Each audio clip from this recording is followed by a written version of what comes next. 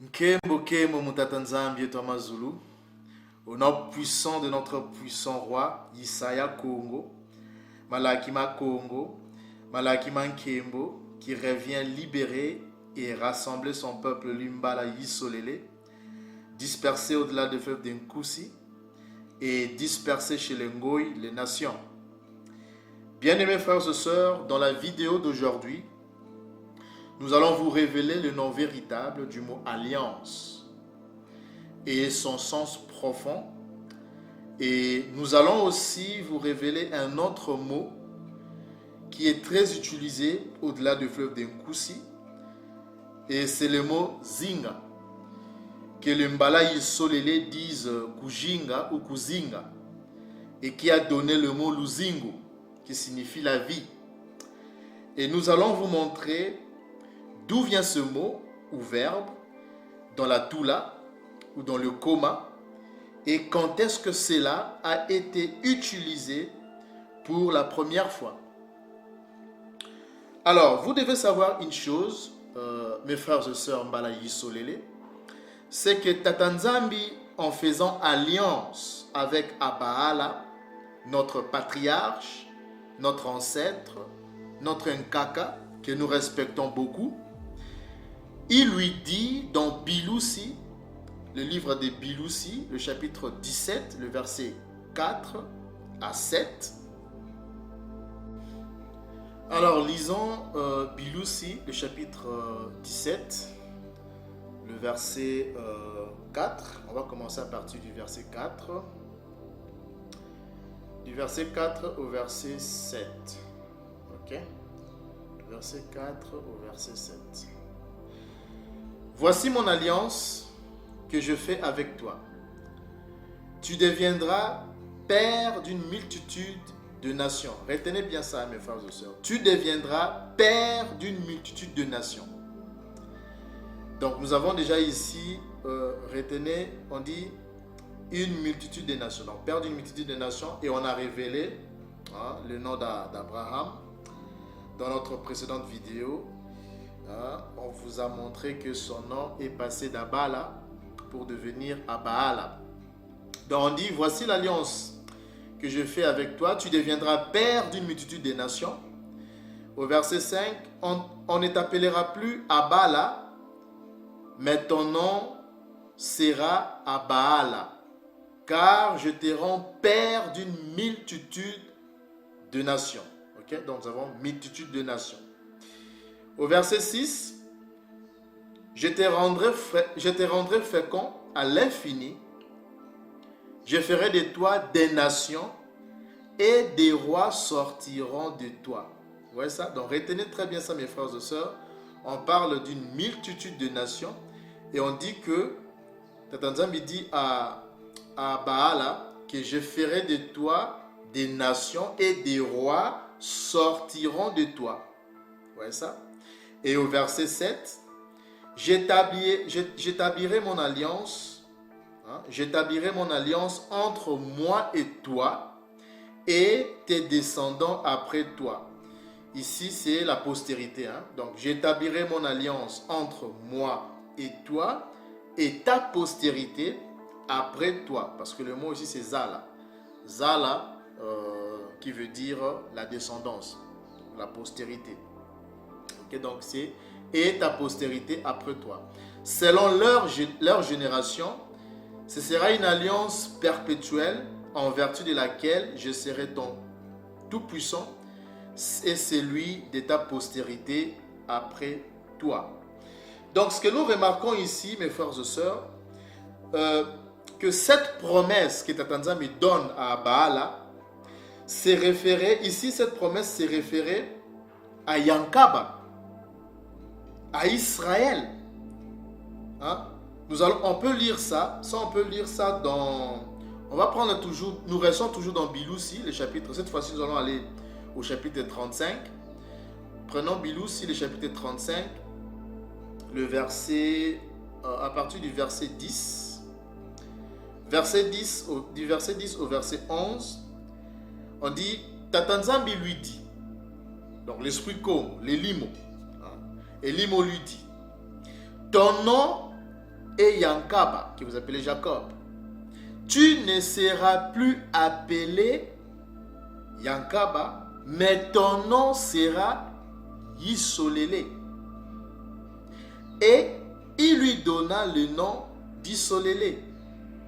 Regardez maintenant au verset 11, là où ça devient encore plus intéressant. C'est ce que nous venons de lire dans Bilusi, le chapitre 17. Regardez, Tata Nzambi lui dit, je suis Tata Nzambi tout-puissant, sois fécond et multiplie quoi? Une nation et une multitude de nations naîtront de toi et des rois sortiront des terrains. N'est-ce pas ce que nous venons de lire dans Bilusi, le chapitre 17? On a parlé d'une multitude de nations. Okay? Des rois sortiront de toi et une multitude de nations sortiront de toi.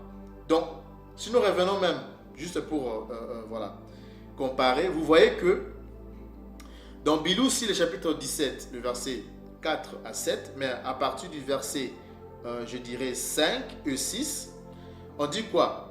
Ton nom sera Abaala, car je te rends père d'une multitude de nations. Mais vous savez qu'Abaala avait comme enfant Ishmaël.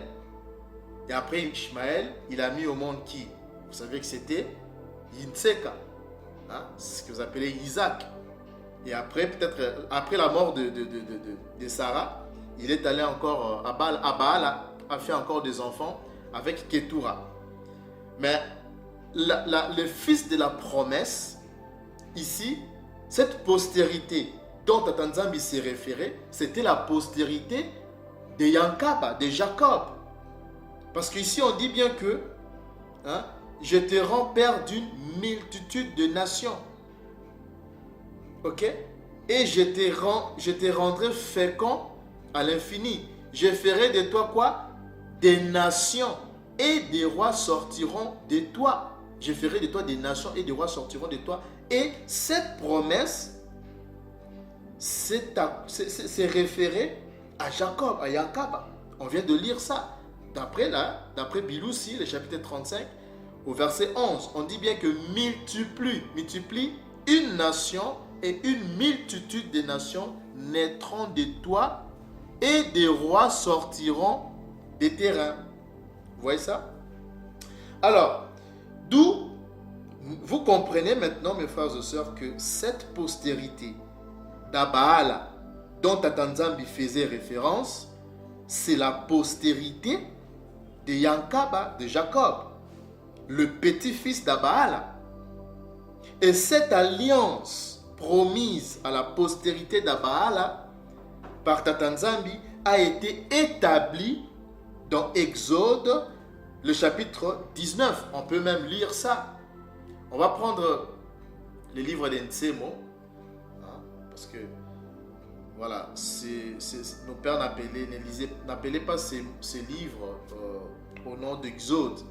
On vous a déjà révélé ce nom-là. Allez voir nos vidéos là où nous avions parlé sur les 5 livres Pentateuque. Donc c'est Nsemo, ok? Le mot Exode, c'est Nsemo. Donc on va prendre le livre de Nsemo, le chapitre 19. Alors nous allons commencer à partir du verset 1er. Ok? Alors qu'est-ce qui se passe? Ici,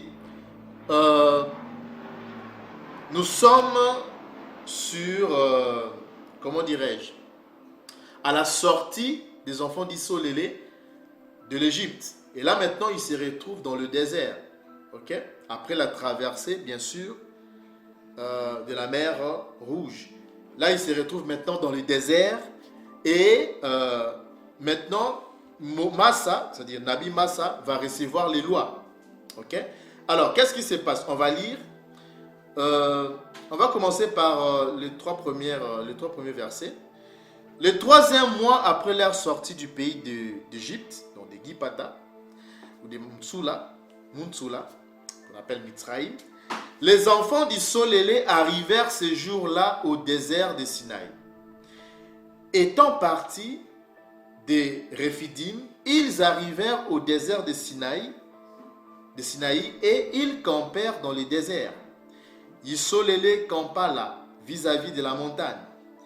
Massa monta vers Tatanzambi, donc vers l'esprit Congo, vers Congo, et Congo l'appela du haut de la montagne en disant, tu parleras ainsi à la maison de Yankaba et tu diras aux enfants d'Israël, d'Isolélé. Qu'est-ce qu'il va lui dire? Eh bien, nous allons lire la suite. Vous avez vu ce que j'ai fait à l'Égypte et comment je vous ai porté sur des ailes d'aigle et amené vers moi.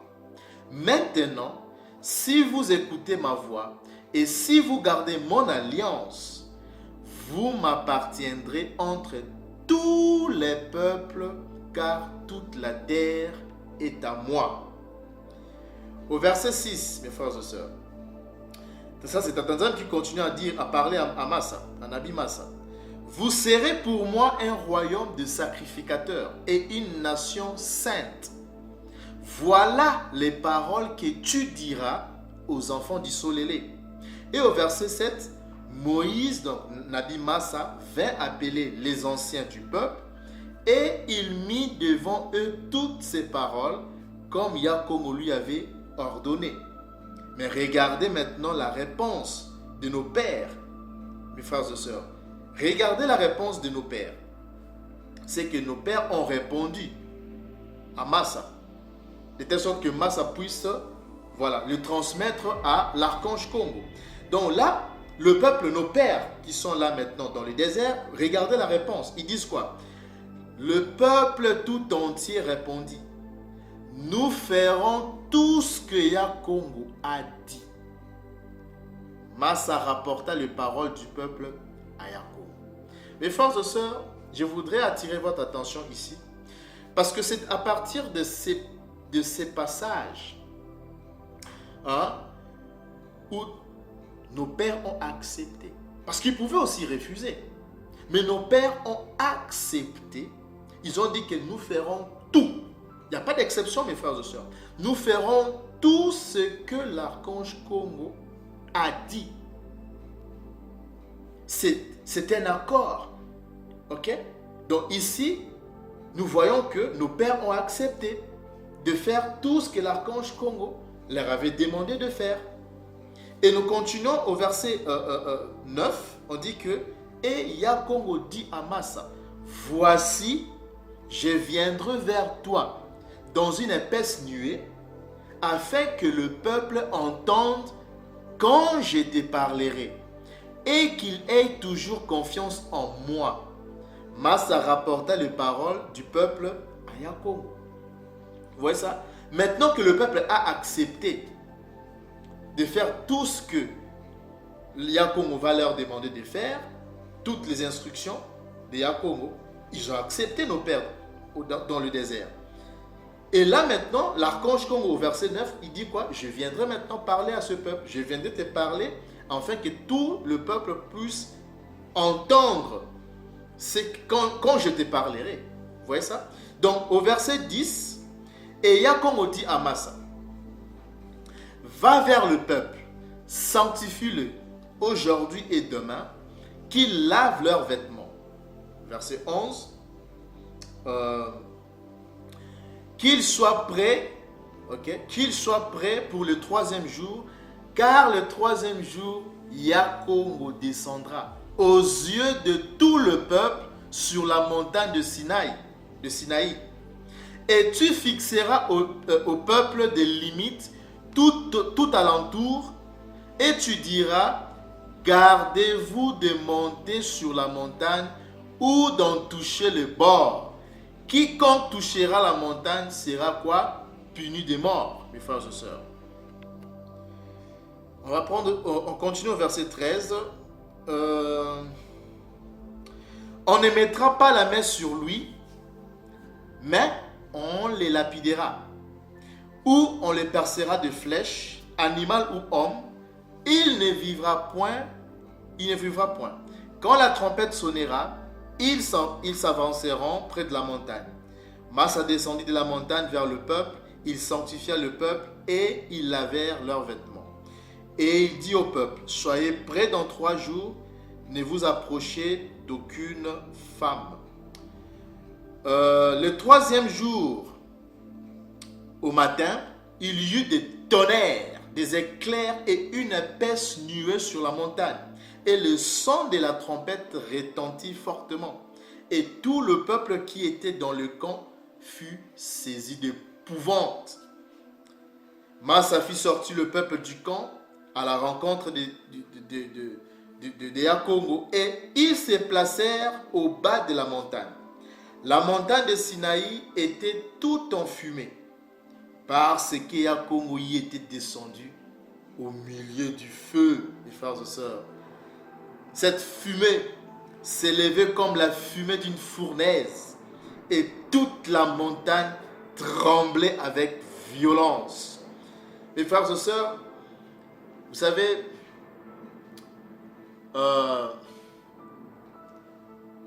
il se cache. L'archange Congo est un tout puissant, est un juge qui se cache. Parce qu'il est le reflet de Tatanzambi. Personne n'a vu Tatanzambi. Celui qu'on a vu, mais celui que Massa a vu, c'est l'archange Congo.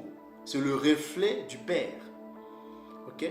Vous savez, nos pères au désert, ils ont vu la présence de l'archange Congo. Ils l'ont vu.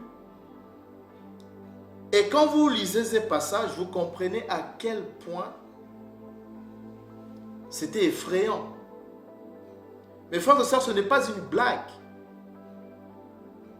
Vous voyez ça, mes frères et sœurs? Donc là, on nous dit que c'est toute la montagne qui tremblait parce que c'est un feu de soufre. Yakongo, l'archange Congo, c'est un feu de soufre. De soufre, mes frères et sœurs. Vous voyez ça? On dit bien que il y a des tonnerres ce jour-là. Et le peuple était dans la crainte. Vous voyez ça? Dans l'épouvante. Verset 19, on dit, le son de la trompette retentissait de plus en plus fortement. Massa parlait et Congo lui répondait à haute voix. Donc nos pères ont eu la chance, bien sûr que nous aussi, du moins ceux-là qui vont persévérer jusqu'à la fin, nous le verrons. Nous le verrons. Nous verrons sa présence en live, mes frères et sœurs. Parce que nous sommes son peuple. Et là, pendant que Massa parlait, Congo lui répondait à haute voix. Et au verset 20, on dit quoi? On dit ainsi. Congo descendit sur la montagne de Sinaï. Malakima Congo, il descendit ce jour-là sur la montagne, le sommet de la montagne. Et Congo parla à Massa sur le sommet de la montagne. Et Massa monta. Au verset 21, Yakongo dit à Massa, descends, fais au peuple la défense expresse de se précipiter vers moi, c'est-à-dire vers Congo, pour regarder, de peur qu'un grand nombre d'entre eux ne périssent. Que le sacrificateur qui s'approche de Congo se sanctifie aussi. De peur que Yakongo ne le frappe de mort.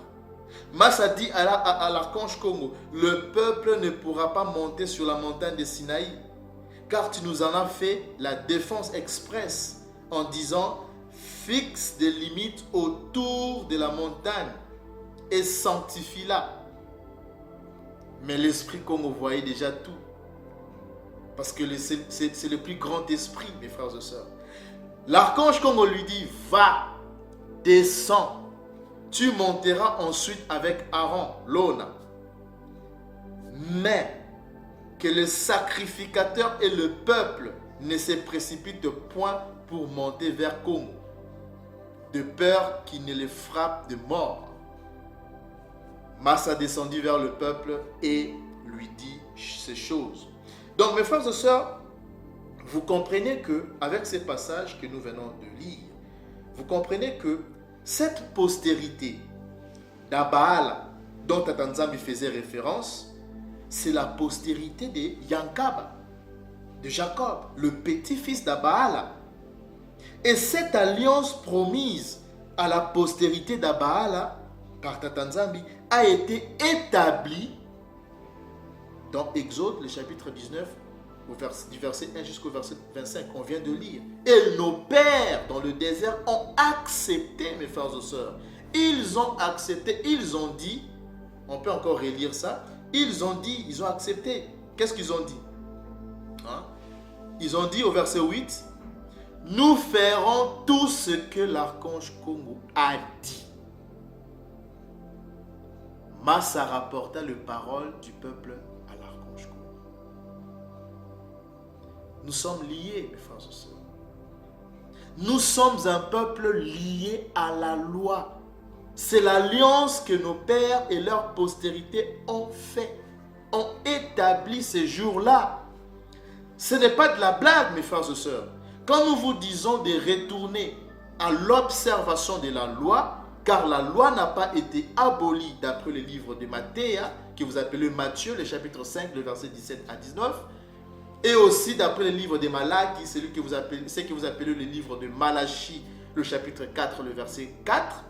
Mes frères et sœurs, avant le retour de l'archange, le jour, c'est-à-dire, souvenez-vous, parce que Malachie, il a bien dit, souvenez-vous, au jour de Yakongo, au jour de son retour, souvenez-vous de la loi de Massa.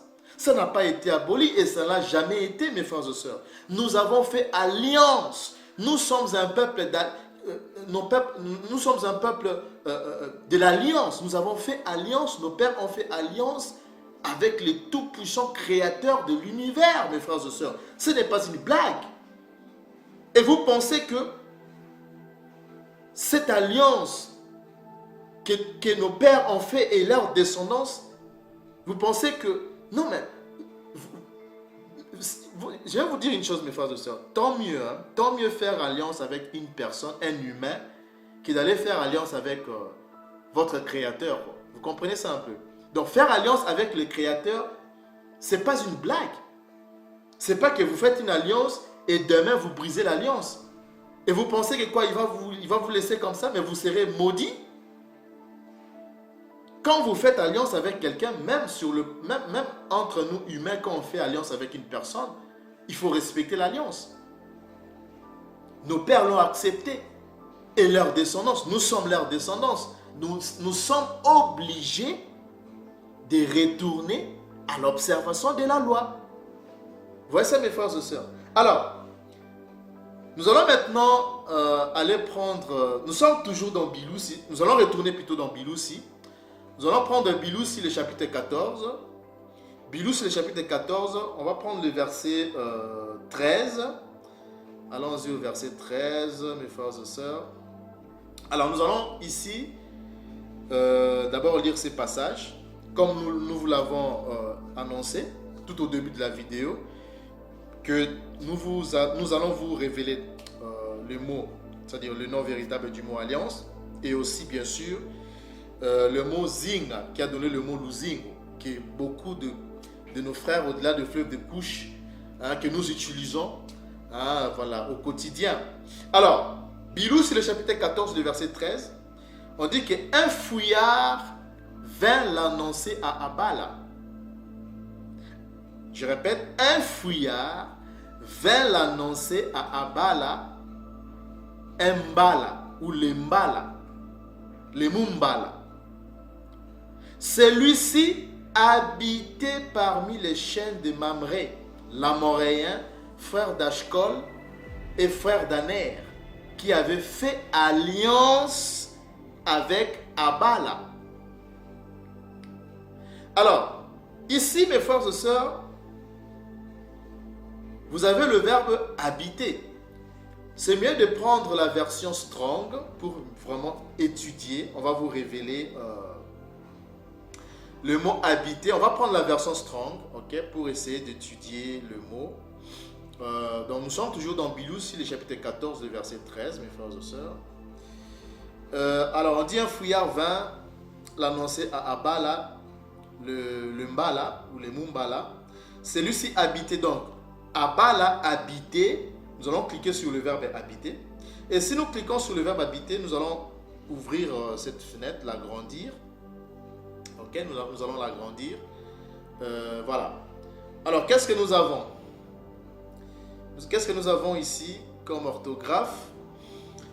Vous avez la concordance Strong, c'est les 79, 31. D'accord? C'est les 79, 31. Et comme orthographe, on a le signe. Hein? Nous avons le signe. Alors, mes frères et sœurs, le signe, c'est quoi? Ben, le signe, nous allons prendre on va prendre l'alphabet Paléombala. Ok? On va prendre l'alphabet Paléombala. Alors, le signe, il faut savoir que le signe, c'est la lettre S. Il est là. C'est la lettre S en Paléombala. D'accord? Le signe, c'est la lettre S. Et il faut savoir une chose, mes frères et sœurs, c'est que la lettre S dans les langues sémitiques, quand je dis les langues sémitiques, c'est-à-dire les langues de Mbala, Yisolele, c'est-à-dire les langues des Bantous, tout comme les langues des Ishmaélites aussi, parce que ce sont des sémites, le S et le Z, la lettre S et la lettre Z se confondent. C'est pour cela que vous verrez que il y a d'autres Mbala que vous appelez les Bantous qui disent Massa avec le son du S, Massa pour dire l'eau. Mais il y a d'autres sémites, hein, il y a d'autres Mbala qui disent Maza. Ok? Qui disent Maza. Donc, Massa avec S ou Maza avec Z. Vous voyez que le S et le Z se confondent. Donc, Maza ou Massa qui veut dire eau. Ok? C'est la même chose en fait. Donc, le S peut se confondre avec le Z. Donc, ici, nous avons le signe. Et ce S-là, on peut la lire soit avec le S ou bien avec le Z. Parce que le S et le Z, comme je viens de le dire, se confondent en langue sémitique. La deuxième lettre, nous avons ici le Kaf. Ok? Alors, le Kaf, c'est quoi? Le Kaf, c'est en fait la lettre K. Ok? Il est là. Ce qu'on appelle le Kaf. Ok? Le Kaf, il est là. Ok? Le Kaf est là. Et il a le son du K. D'accord? Donc c'est la lettre K. Ok? Et après, à la fin, nous avons le Nun. Alors le Nun, c'est quoi? Le Nun, c'est la lettre N. Donc vous êtes là. Ça, c'est le Nun. Le Nun est là. C'est la lettre N. Et vous savez que généralement, le lettre finale en paléo-mbala ne se lise pas. Donc ici, nous avons... Donc le N ne va pas se lire.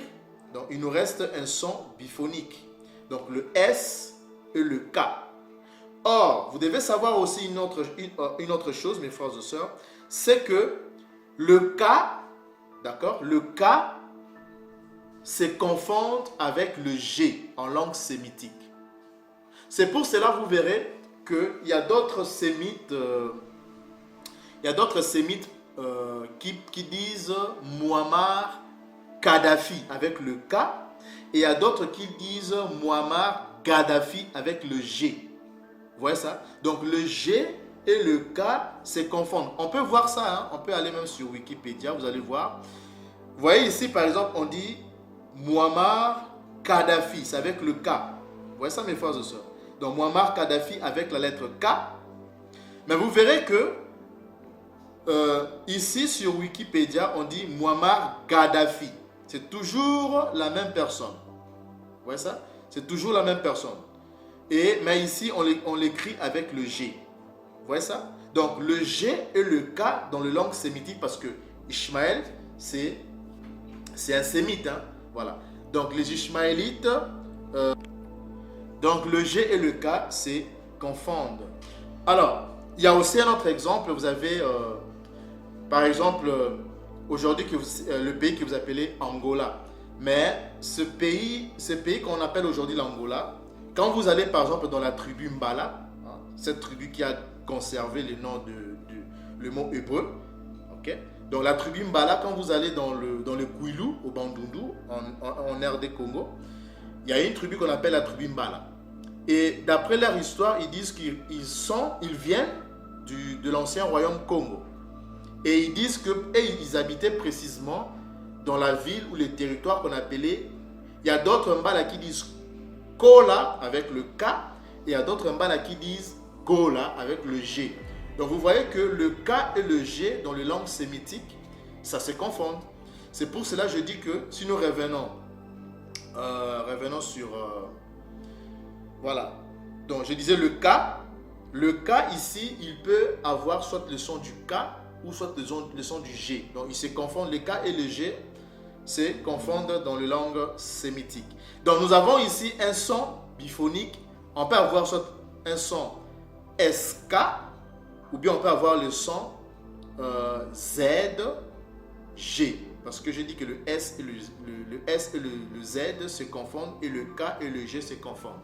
Donc on peut avoir le son du SK ou le son du ZG. Vous voyez ça? Donc un son biphonique.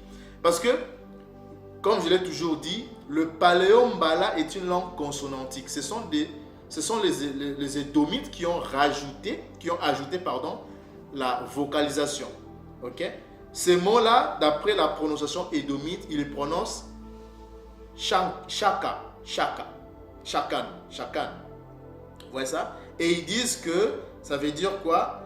Ça veut dire demeurer, habiter, demeurer. Retenez ça très bien, mes frères et sœurs. Ils disent que c'est le verbe demeurer et le verbe habiter. Alors maintenant, ce que nous allons faire, c'est quoi? Nous allons prendre le vrai, notre dictionnaire, le vrai paléo-mbala qui est parlé au-delà du fleuve des Koussi, donc des couches. Ok? Alors, avec ce son biphonique de ZG, ok? Est-ce qu'on peut le retrouver dans les dictionnaires paléo-mbala? On peut le retrouver au-delà du fleuve des Koussi, donc des couches. Alors, nous allons prendre le dictionnaire. Parce que, souvenez-vous, on a dit que ces verbes-là, c'est le verbe demeurer, ok? Demeurer et habiter. Alors, on va prendre le dictionnaire paléo-mbala, mes frères et sœurs. Alors, regardez la beauté, hein? Regardez vous-même la beauté, voilà. Regardez vous-même la beauté de la vérité. Donc, vous avez ici Zinga qui est là, ok? Zinga veut dire quoi? On dit que Zinga veut dire persister, ça veut dire durer, ça veut dire vivre longtemps, ça veut dire quoi? Demeurer, mes frères et sœurs, demeurer, ça est là, mes frères et sœurs. Hein? On dit que Zinga veut dire quoi? Demeurer, c'est vivre, c'est demeurer. Et même de l'autre côté, vous avez aussi encore un autre Zinga qui signifie toujours la même chose. Zinga veut dire quoi? Vivre. Vous voyez ça? Vivre. Ok? Donc, Zinga veut dire vivre, ça veut dire demeurer, ça est là. Zinga, c'est demeurer. Et on vient de voir ça, hein? On vient de le voir avec vous, que c'est la même chose, mes frères et sœurs. On n'invente rien. C'est tellement pur, c'est tellement beau, qu'il n'y a aucun nombre de doutes, mes frères et sœurs. Zinga, ces mots-là, ok, ne se prononcent pas ou ne se prononçaient pas chakan. Ok? Donc, ces mots-là, c'est li ou c'est lira Zinga. Et Zinga, on vient de voir avec vous que on dit que ces verbes-là veulent dire demeurer, et on a retrouvé ça dans le dictionnaire paléo-mbala, ok, qui est parlé au-delà du fleuve de couches. Donc, demeurer, ça est là. Demeurer, c'est Zinga. Zinga, c'est demeurer. C'est la même chose, mes frères et sœurs. Parce que le Z se confond avec le S. Le N, c'est juste la nasale, hein, mes frères et sœurs. Le N, là, que vous voyez, c'est juste la nasale. Donc, c'est un son biphonique, Zinga. Zinga, donc Z, on peut dire Zinga ou Zinga. Parce que le S et le Z, comme on l'a dit, ils se confondent. Et le G et le K se confondent. Donc, on peut dire Singa, Sinka ou Zinga. Mais c'est Zinga. Les Bantous les prononcent, ok? Les Bantous les prononcent Zinga. Donc, c'est Zinga. Vous voyez ça? Alors, donc, si nous revenons sur... on peut même prendre la lueur. On va prendre la lueur. Un instant, mes frères et sœurs. Donc, ces mots-là, il faut savoir que ces mots-là, mes frères et sœurs, voilà, ces mots-là se prononcent ou c'est prononcé Zinga. Ok? C'est Zinga, ce n'est pas Chakan, comme le prononcent les Édomites, hein? Mais c'est Zinga. Donc, ce sont le Mbala, Yisolele, que vous appelez le Bantou, qui ont conservé la bonne vocalisation, la bonne prononciation du paléo Mbala, mes frères et sœurs. Et on vient de voir que ces verbes-là, c'est la même chose, tant en hébreu, tant en paléo Mbala, en Kikongo, qui est une des dialectes, hein, du paléo Mbala. Alors, ce que nous allons maintenant faire, c'est quoi? Nous allons retourner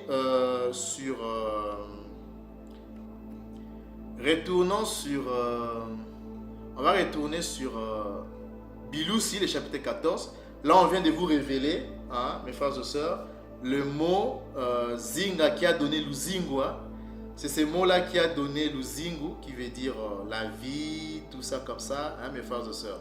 Donc, c'est ça, hein, la beauté, hein, de la vérité. Alors, retournons sur Biloussi, le chapitre 14, le verset 13. Donc, alors, on vient de vous révéler le mot habiter, le verbe habiter. Et si nous revenons un peu rapidement sur ce mot, je voulais juste vous montrer quand est-ce que ce mot a été utilisé pour la première fois. Si nous retournons sur ce mot-là, donc Zinga, qu'on vient de voir, qu'on vient de vous révéler, mes frères et sœurs, donc vous remarquez que ce mot-là est très vieux, mes frères et sœurs. Ce mot Zinga est très vieux. Il a été utilisé pour la toute première fois dans le livre de Biloussi, le chapitre 3, le verset 24. On dit, c'est ainsi qu'il chassa, donc Tatanzambi chassa Adam. Et il mit à l'orient du jardin d'Éden les chérubins qui agitent une épée flamboyante pour garder le chemin de l'arbre de vie. En fait, ce n'est pas il mit, ça veut dire qu'il habitait. Ok? Donc vous voyez que Yavana Jingaka, Yavana Jinga, à l'orient du jardin d'Éden. C'est-à-dire que Adam vivait, habitait, demeurait à l'orient du jardin d'Éden.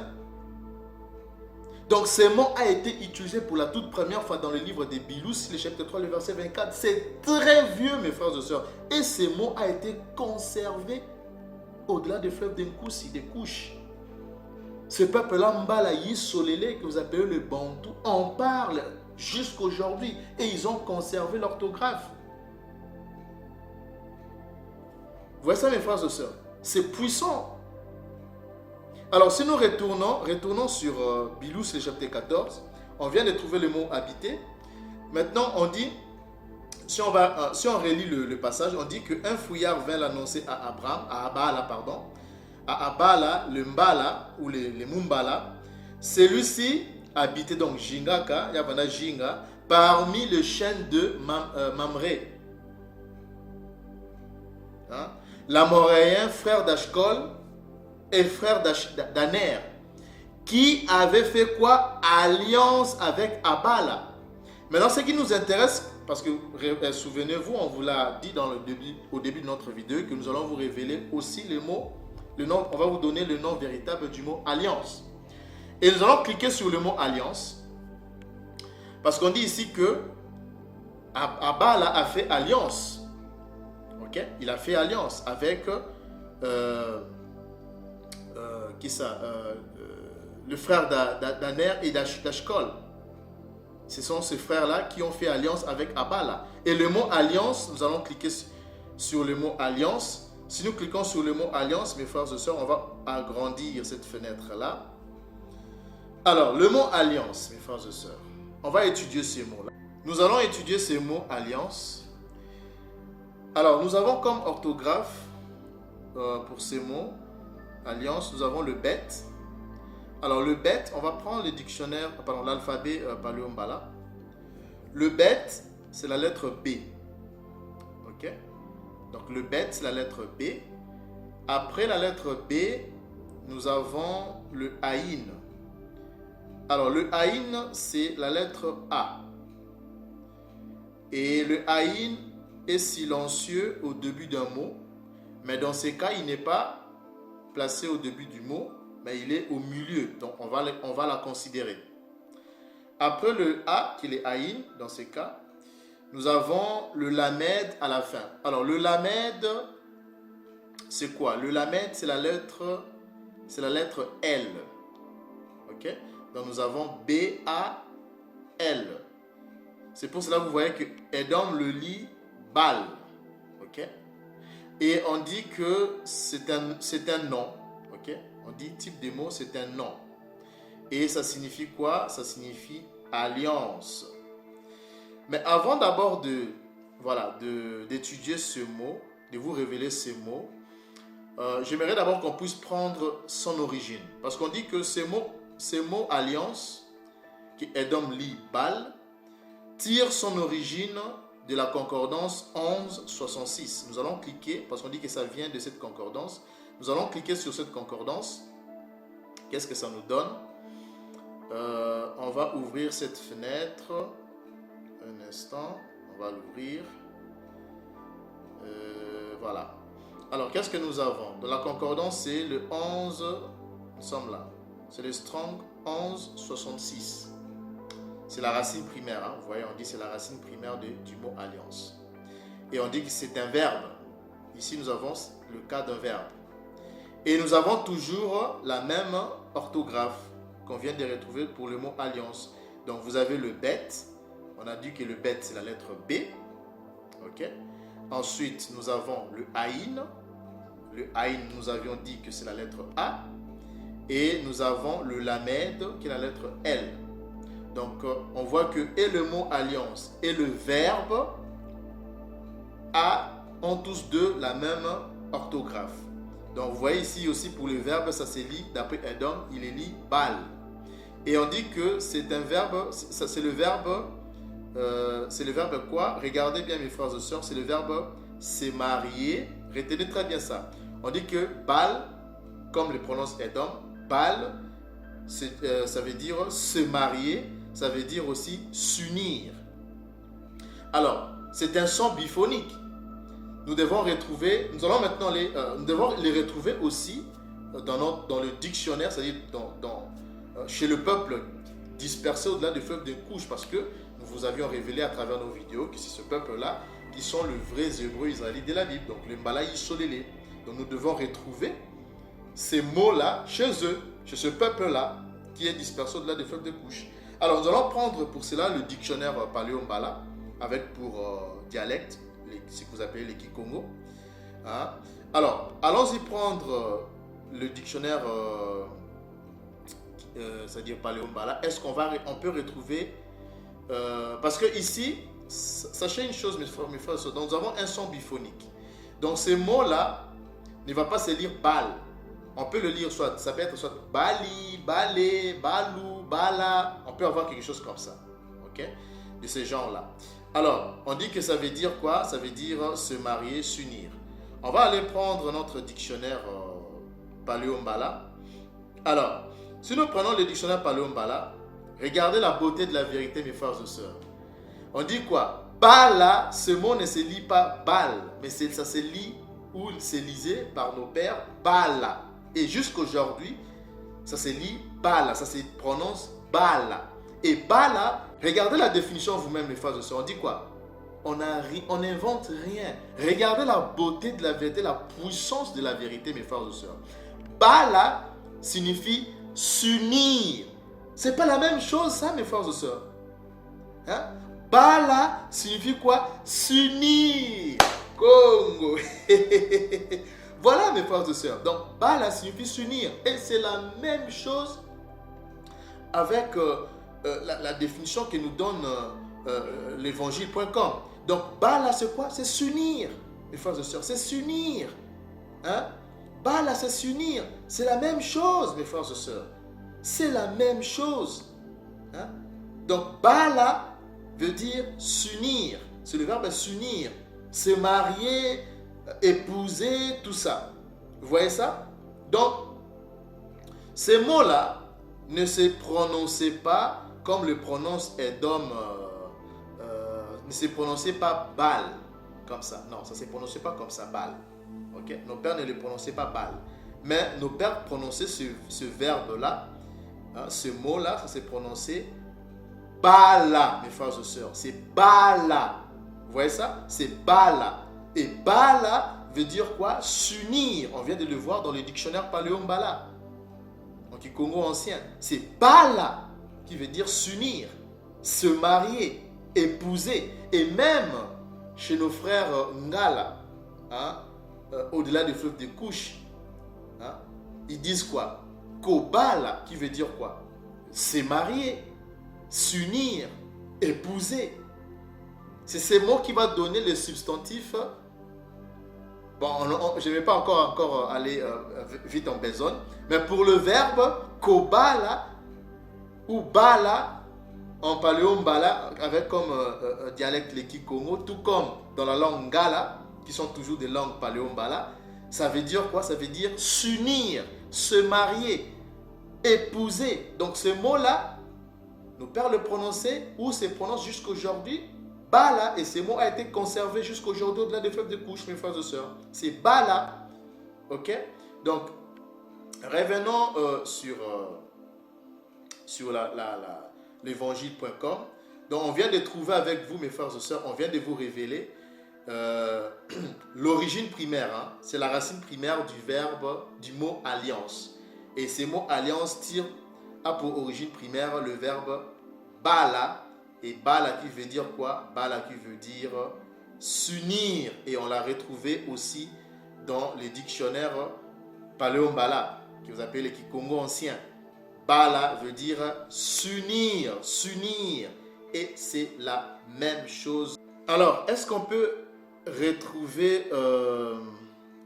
parce qu'on vient de trouver on vient déjà de trouver l'origine primaire de ce mot alliance.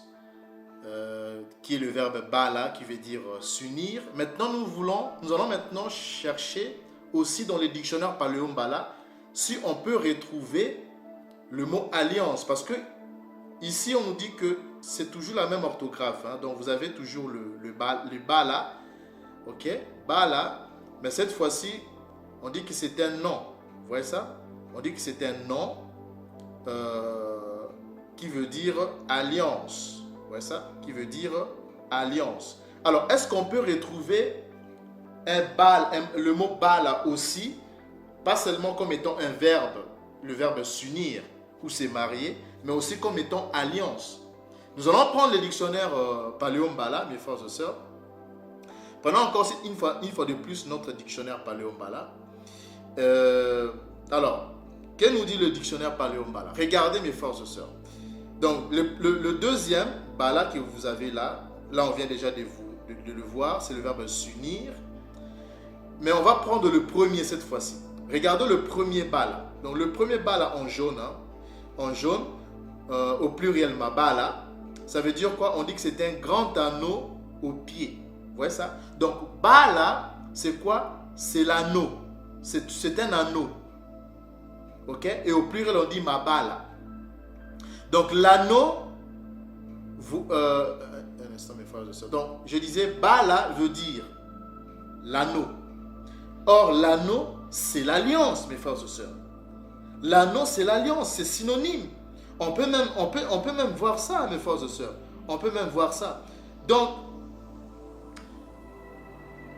d'abord, ces mots-là ne se lisent pas, ne se lisaient pas bal, mais ces mots se lisaient bala, qui veut dire alliance. Et on vient de retrouver dans le dictionnaire Paléo-Mbala que bala veut dire anneau. Et vous allez voir que anneau et alliance, ce sont des mots synonymes. On peut même voir ça. Regardez vous-même la beauté de la vérité, mes frères et sœurs. Donc là, nous avons quoi? Vous avez le mot alliance a pour synonyme quoi? Anneau. Anneau, ça est là.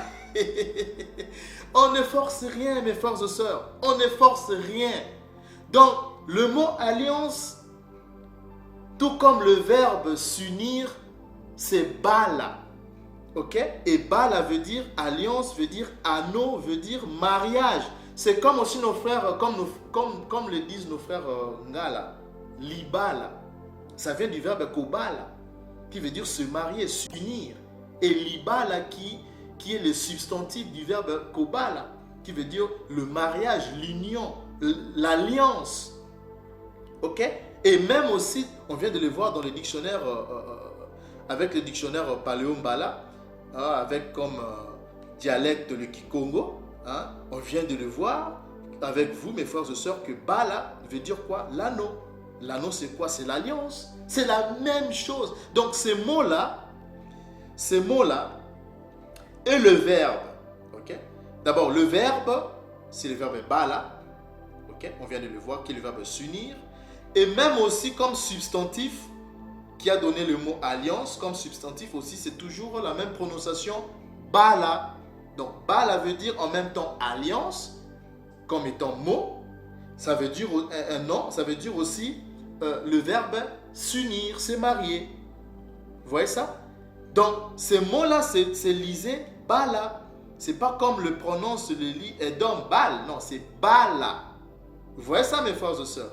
Alors, maintenant que nous venons de vous révéler, mes frères et sœurs, le mot alliance, qui est Bala, et nous vous avons aussi révélé sur le mot habiter, qui est Zinga ou Kujinga. Ce que vous devez savoir, c'est quoi? Alors, il y a ceci, mes frères et sœurs. C'est quoi l'alliance? On va d'abord prendre la définition du mot alliance. C'est quoi l'alliance, mes frères et sœurs? On va aller sur Google. Quelle est la signification de l'alliance, mes frères et sœurs? L'alliance, c'est quoi? On dit que l'alliance, c'est le mariage, c'est l'acte par lequel des individus, ok? L'acte par lequel des individus s'unissent pour la vie, constitue une alliance au sens symbolique. Je répète. La signification de l'alliance, c'est quoi? On dit que le mariage, acte par lequel deux individus s'unissent pour la vie, constitue une alliance au sens symbolique. Donc, mes frères et sœurs, l'alliance, c'est un mariage entre deux individus.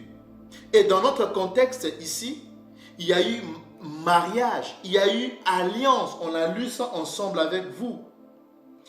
La promesse que Tatanzam va donner à Abala, qui va s'accomplir, c'est-à-dire cette alliance, Tatanzam s'est référé à Yankaba, à la postérité de Yankaba, d'Issolélé. Et on a lu ça d'après Ibilou, c'est le chapitre 35. Et vous avez compris que cette postérité d'Abala, dont Tatanzam faisait référence, c'était la postérité de Yankaba, le petit-fils d'Abala. Et cette alliance, ou ces mariages, cette alliance promise à la postérité d'Abala par Tatanzambi a été établie dans le livre de Ntsemo, que vous appelez Exode, le chapitre 19. On l'a aussi lu ensemble, mes frères et sœurs. Donc, nos pères ont accepté dans le désert. Ils ont dit, nous ferons tout ce que l'archange Congo a dit. Et il y a eu cette alliance que Tatanzambi avait promis à notre Nkaka, à notre patriarche Abala. Il a matérialisé en quelque sorte en nous donnant la loi. Tatanzambi va donner à l'archange Congo la loi, et l'archange Congo, lui, à son tour, va le donner à Massa. Et Nabi Massa va le donner au peuple. Mbala Isolélé. Et c'est le signe, le symbole de l'alliance que nos pères et leur postérité que nous sommes avons établi avec Tatanzambi le Père et bien sûr l'archange Congo, mes frères et sœurs. Et il y a eu le Bala. Nous avons fait le Bala avec Tatanzambi, avec l'archange Congo. C'est pour la vie, mes frères et sœurs. Quand on s'unit avec une personne, c'est pour toute la vie, mes frères et sœurs. On ne peut pas briser l'alliance. On ne peut jamais la briser. L'alliance, la loi n'a jamais été abolie, mes frères et sœurs. Le Bala que nos pères, que nous, leurs descendants, avons fait avec le tout-puissant créateur de l'univers, c'est pour toute la vie, c'est éternel, mes frères et sœurs. Là, on vous révèle on vous révèle le sens du mot Bala. Parce que quand vous dites à un Bantou Bala, c'est quelque chose de sacré. Okay? C'est pour toute la vie, mes frères et sœurs. C'est un engagement. Vous acceptez un engagement pour toute la vie, mes frères et sœurs. Ce n'est pas de la blague. Si déjà au niveau de l'humain, c'est pour toute la vie, à combien plus forte raison, mes frères et sœurs, imaginez avec le tout-puissant Créateur, aller prendre un engagement ou faire un engagement, établir une alliance, faire le mariage avec le tout-puissant Créateur de l'univers, mes frères et sœurs, ce n'est pas une messe, ce n'est pas de la blague. Nous sommes, le peuple Mbala Yisolele que vous appelez le Bantou, nous sommes liés à la loi. Nous sommes un peuple de l'alliance, le peuple lié à la loi, zélé à la loi, mes frères et sœurs. Nous sommes un peuple, nous sommes contraints de retourner, d'appliquer sa loi, parce que nous avons accepté cela. Et nous avons fait alliance avec lui. Et c'est pour l'éternité. C'est éternel que cela va continuer. Que cela va perdurer, mes frères et sœurs. Donc, le mot Bala, c'est un mariage. C'est l'alliance pour toute la vie, éternellement, que nous avons fait avec Tata Nzambi et l'archange Congo, mes frères et sœurs. Donc, si nous retournons sur Biloussi, le chapitre 14, le verset 13, on vient de voir avec vous le mot, que ce mot ne se lisait pas Bal, mais se lit Bala, tout comme verbe. Hein? Ça dit Bala comme étant verbe, Bala aussi comme étant alliance, anneau, tout ça. Et c'est la même chose, mes frères et sœurs. Hein? C'est la même chose. Vous voyez ça? Et même si nous prenons... on va terminer par ceci, mes frères et sœurs. On va terminer par ceci. Alors, qu'est-ce qui se passe? On va expliquer. Il y a ceci, mes frères et sœurs. Ici, nous vous avons révélé dans notre précédente vidéo le nom véritable du patriarche Abraham, de notre patriarche Abraham. Et nous vous avons révélé son nom qui est Abaala. C'est pour cela, ici, vous verrez, j'ai écrit ceci. Avec les 3 vidéos que nous avions faites, sur le nom véritable du mot hébreu, le nom véritable aussi du mot Abraham, et aujourd'hui le nom véritable du mot alliance. Alors, c'est quoi la conclusion, mes frères et sœurs? Regardez la beauté de regardez la puissance, le sens profond de ce mot alliance, de ce mot Bala, mes frères et sœurs. Regardez la puissance de ce mot. Regardez, Abaala était un Mbala ou était un Mumbala. Et ce mot Mbala a pour racine primaire le verbe Bala, qu'on retrouve dans le nom Abaala, que vous appelez Abraham, et aussi dans le mot Mbala, que vous appelez hébreu. Numéro 1, première chose à retenir, mes frères et sœurs, le verbe Bala signifie quoi? C'est le verbe traverser. On a vu ça. Pour ceux qui n'ont pas encore regardé notre vidéo sur là où nous avons révélé le nom véritable du mot hébreu, je vous recommande d'aller regarder cette vidéo. Et là, dans cette vidéo, nous avions dit que Bala, c'est la racine primaire du mot hébreu, qui veut dire voyager, traverser, voyager, transporter. Et c'est ces mots-là, c'est ces verbes-là qui va donner le mot hébreu. Donc, Mbala, qui veut dire celui qui traverse, celui qui voyage. C'est un migrant. Donc, c'est pour ça que j'ai dit que Abala était un Mbala. Vous voyez comment est-ce que ce mot correspond, ça se relie. Vous voyez ça, mes frères et sœurs? Numéro 2, deuxième chose à savoir, le verbe Bala signifie quoi? C'est le verbe élevé. Et on a vu ça avec le mot Abraham. Donc, Abaala. Son nom était Abala, qui veut dire père élevé, pour devenir Abaala, père des enfants, père des nations, de plusieurs enfants des nations, de plusieurs descendances. Et Bala, on a vu que la racine primaire de ce mot Abraham, c'est le verbe élevé. Donc Bala veut dire aussi élevé, on a vu ça dans notre précédente vidéo. Ça veut dire aussi quoi? Ça veut dire aussi le verbe créer. ok, c'est aussi le verbe créer. Ok, ça aussi, on peut un instant, mes frères et sœurs, on peut aussi voir ça rapidement. Bala, mes frères et sœurs, veut dire aussi créer. Parce que, pourquoi je dis ça? Parce que si nous prenons Genèse, dans Biloussi, le chapitre 1, dans le chapitre 1, le verset 1, on dit au commencement, Tatanzambi, donc Elimo, créa. Quand vous cliquez sur le mot créa, hein, mes frères et sœurs, vous avez on va ouvrir cette fenêtre-là, on va ouvrir cela, on va agrandir. Vous allez voir, rapidement, avant de terminer cette vidéo, mes frères et sœurs, je voulais juste vous faire voir la puissance de ces mots-là. Ça a été utilisé à plusieurs fois dans les comas, dans la Toula, dans la Bible. Vous voyez ici que l'orthographe, vous avez toujours le bet, le resh. Vous savez que le resh qui est la lettre R se confond avec la lettre L, comme le cas du Rwanda, Luanda. On a vu ça aussi avec notre précédente vidéo, là où nous avions dit, quand vous allez chez nos frères Shona du Zimbabwe, ils disent Vura avec le R, et chez, c'est-à-dire dans le paléo Mbala, avec comme, je dirais, dialecte, les Kikongo, on dit Vula. Donc Vula avec R, Vura en Shona avec R du Zimbabwe. Donc vous voyez que le R et le L, ça se confond. Donc on a toujours le son biphonique BL, parce que le R a aussi le son du L, et le Aleph qui est la lettre A qui est à la fin. Donc c'est toujours Bala. Et eux-mêmes, voilà comment eux-mêmes ils les prononcent, ils disent Bara. Donc on peut le lire Bara ou Bala, parce que le R a aussi le son du L. Et vous voyez qu'on dit que c'est un verbe. Ça veut dire quoi? Ça veut dire créer. Hein? Vous avez ici, mes frères et sœurs, regardez vous-même. On dit que c'est quoi? C'est le verbe créer. Ok? Ça veut dire quoi aussi? C'est aussi quel verbe? C'est aussi le verbe former. Vous voyez ça? C'est aussi le verbe former. Donc, vous avez créé, former. Ok? Créer, former. C'est aussi quel verbe? C'est aussi le verbe couper.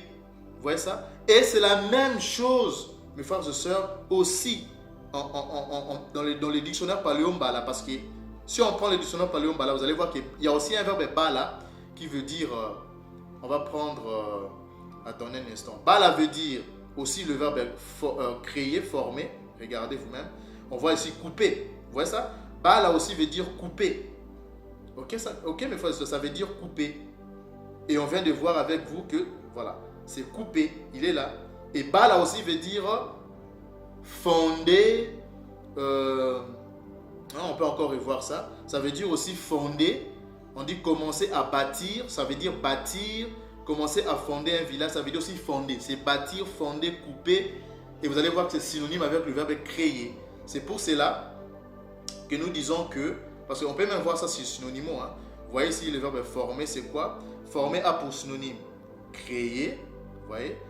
Créer a pour synonyme fonder. Vous voyez ça? Fonder. Hein, fonder. On va prendre ça comme ceci. Donc, voilà. Fonder. Ok? C'est fonder. C'est aussi quoi? C'est aussi bâtir. Vous voyez ça, mes frères et sœurs? C'est aussi bâtir. Donc, créer, former.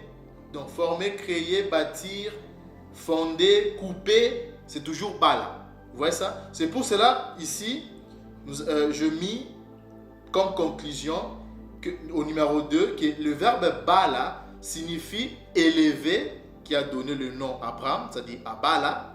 Ça veut dire aussi créer, former, couper, bâtir ou fonder. Et cela a été utilisé d'après le livre de Biloussi, le chapitre 1er, le verset 1er. Hein? Tatanzambi créa, donc Elimo créa, c'est Bala toujours. Vous voyez ça? Et le numéro 3, il faut savoir que Bala, on dit que le verbe, ça dit 3, le verbe ou le mot Bala signifie s'unir. On vient de le voir avec le mot alliance. Ok? Ça, on vous l'a révélé aujourd'hui. Donc, Bala signifie quoi? S'unir, épouser, se marier. Ça veut dire aussi alliance.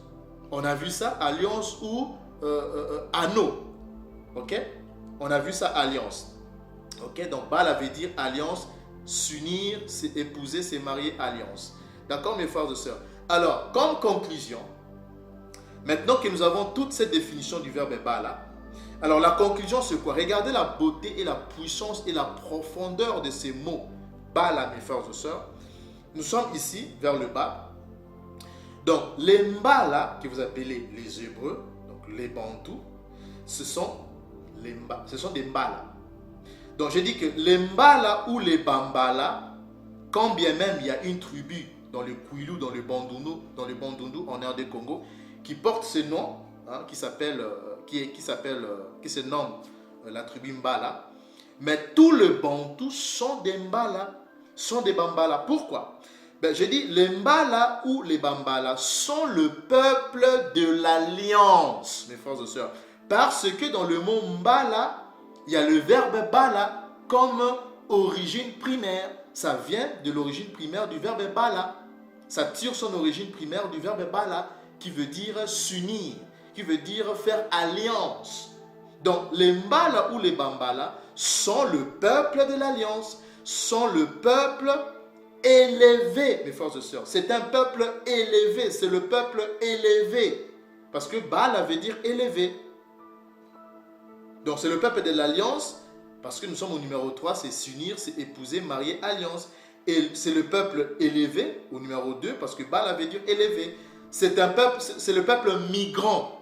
Là nous sommes au numéro 1, parce que ça tire son origine primaire du verbe Bala, qui veut dire voyager, traverser. C'est lui qui traverse, c'est lui qui voyage. Donc c'est le peuple migrant, et effectivement dans l'histoire des Bantous, ils ont fait de migration, mes frères et sœurs. Et enfin, le Mbala ou les Bambala, au pluriel, okay, les Mbala ou les Bambala, c'est le peuple créé ou formé par Yakongo. Là, nous sommes au numéro 2, parce que Bala veut dire créer. Tatanzambi créa le ciel et la terre. Donc, dans le mot Mbala, c'est-à-dire Mbala ou les Bambala, c'est aussi le peuple créé, formé par Yakongo. C'est son peuple élu. Vous voyez maintenant la profondeur, comment tous ces mots se connectent, mes frères et sœurs. Donc, c'est pour cela que je l'ai toujours dit que personne ne peut enseigner un Bantou, la Toula, les Koma. C'est impossible. Vous voyez ça? Donc, nous sommes le peuple de l'Alliance. Nous sommes le peuple élevé. Nous sommes le peuple migrant. Nous sommes le peuple créé, formé par lui-même. Yakongo. Nous sommes son peuple élu, mes frères et sœurs. Nous sommes les Mbala. Nous sommes les Bambala. Nous, le Bantou. Tous les Bantous sont des Mbala. Tous les Bantous sont des Bambala. Voilà la profondeur. Voilà la révélation. Voilà, mes frères et sœurs, la puissance de ces mots Mbala. Et voilà aussi la révélation que nous vous avions révélée aujourd'hui concernant le mot alliance qui est Bala.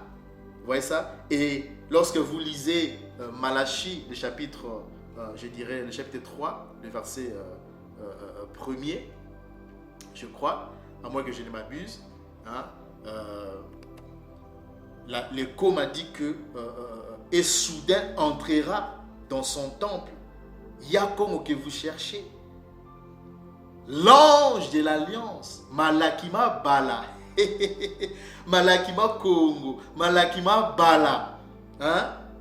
L'ange de l'alliance que vous cherchez, bientôt va apparaître, bientôt va faire son retour. Préparez-vous, mes frères et sœurs, au retour de Malakima Bala, l'ange de l'alliance, mes frères et sœurs. Malakima Congo, Malakima Nkembo, l'ange de la gloire. Hein, mes frères et sœurs. Donc voilà, c'était la révélation d'aujourd'hui. C'est un peuple d'Imbala Isolele. Et voilà, en tout cas, que Yakongo bénisse son peuple Mbala Isolele dispersé au-delà du fleuve d'Nkoussi et dispersé dans les 4 coins c'est-à-dire de la terre, dans les îles de la mer, aux Caraïbes, je dirais aux Amériques, hein, et aussi partout, dispersés partout dans les 4 coins de la terre. Que Tatanzambi, que toute la gloire et l'honneur reviennent à Tatanzambi, le Père tout-puissant, créateur de l'univers, et à son peuple, lui, Mbala Isolele et Salama Tonda.